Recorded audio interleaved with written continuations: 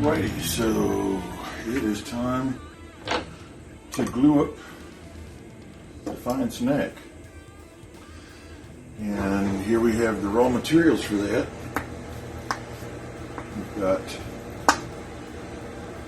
some American black walnut and some white ebony, also known as persimmon.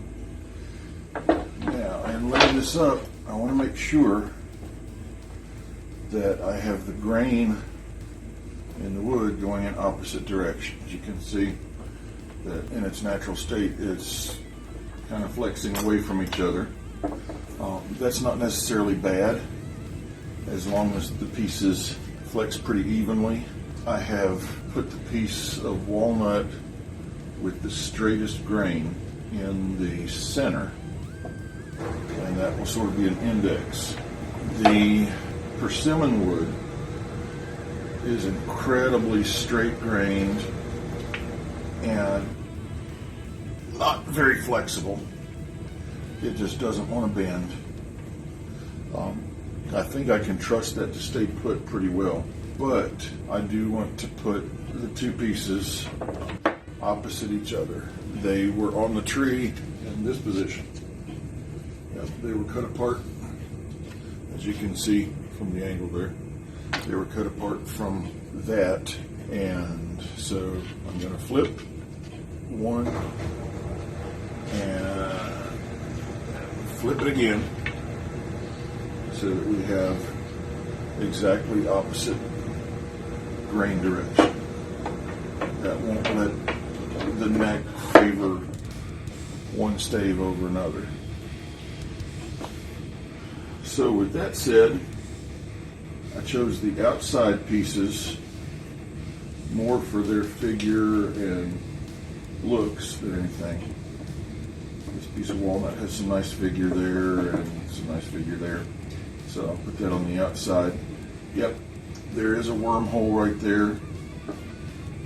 Nope, actually it's not a wormhole, that's a pith hole. That was a little branch that came out of the tree.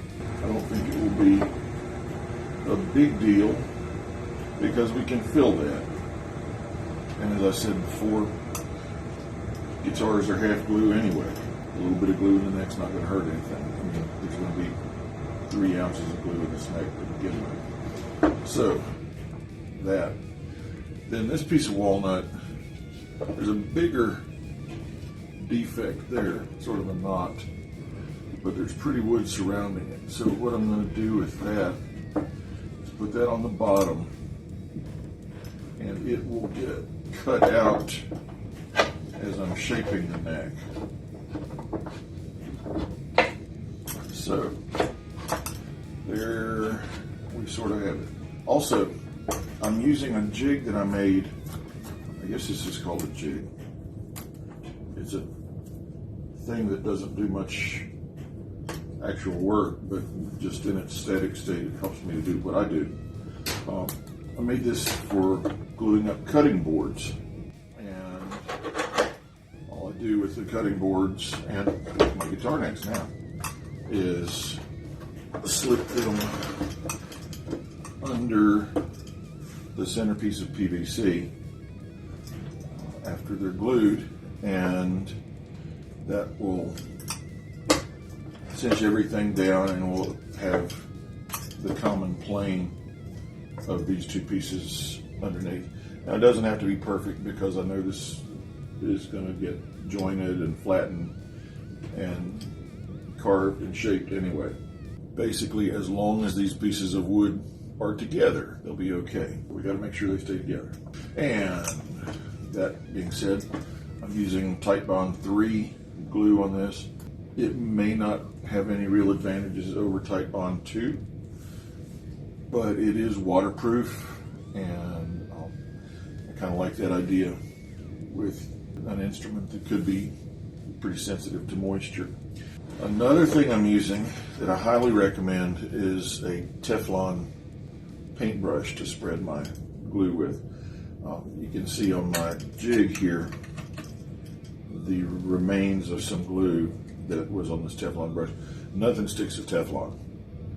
So what I do when I'm finished with the brush is just leave it laying on my workboard there. And when I'm ready to use it, give it a tug, and it's nice and clean and pristine with no glue left in it, plenty flexible.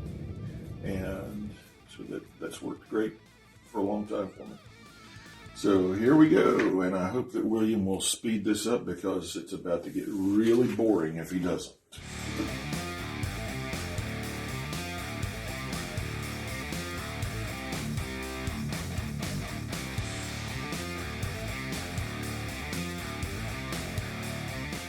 Alright, so we'll tighten this jig down. Not too tight because we don't want to actually flex the neck.